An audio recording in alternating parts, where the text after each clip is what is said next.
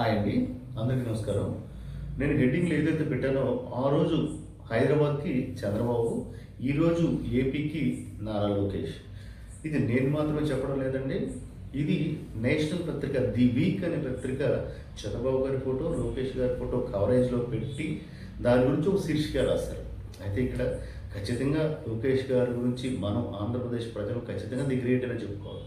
ఎందుకు అంటే ఒక 3 అంశాలు చెప్తానండి. ఒకటి, కెనడా నుంచి అనేక పారిశ్రామిక సంస్థలు మన దేశంలో, మన ఆంధ్రప్రదేశ్లో పెట్టుబడులు పెట్టడానికి విపరీతంగా వస్తున్నారంటే దాని వెనక శ్రమ, కష్టం మొత్తం కూడా లోకేష్ గారి. కెనడా వెళ్ళి అక్కడ పారిశ్రామికవేత్తలను కలిసి ఇక్కడ మనం వాళ్ళ పరిశ్రమలకు మనం ఏమేమి ఇస్తామని చెప్పి క్లియర్ అండ్ కట్గా ఆయన ఎక్స్ప్లెయిన్ చేసి వాళ్ళందరినీ అట్రాక్ట్ చేయబట్టే ఇవాళ ఆంధ్రప్రదేశ్లో ఎన్ని పెట్టుబడులు వస్తుంది. అక్కడ లోకేష్ గారి ది గ్రేట్ అని ఒప్పుకోవాల్సింది.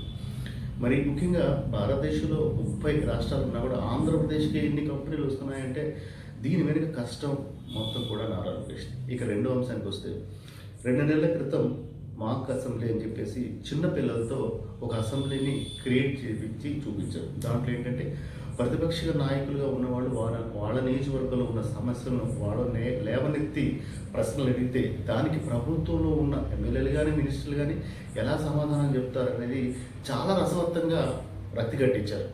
దాన్ని అన్ని రాష్ట్రాల వాళ్ళు కూడా చూశారు.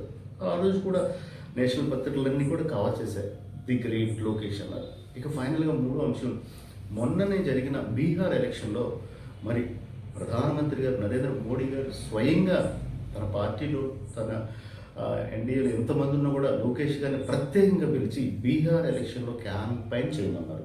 అక్కడ మరి లోకేష్ గారు ఏం మాట్లాడారంటే ముఖ్యంగా యువతని అట్రాక్ట్ చేయడం కోసం, యువత మనసు ఓటు మార్చడం కోసం ఆయన ఏం మాట్లాడారంటే స్థిరత్వంగా ఉన్న ప్రభుత్వాన్ని మనం గెలిపించగలిగితే మన రాష్ట్రం, మన ప్రాంతం అభివృద్ధి చెందింది అనే స్థాయిలో మాట్లాడారు.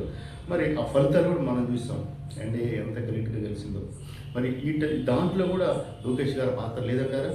కాబట్టి నిజంగా అండి లోకేష్ గారు మన రాష్ట్రానికి, ముఖ్యంగా ఆంధ్రప్రదేశ్కి మనం చేసుకున్న ఒక పుణ్యం. ఆయన ఉండబట్టి మన రాష్ట్రం ఎంతో అభివృద్ధి చెందిపోతూ ఉంది. నిజంగా Lokesh the great. Thank you.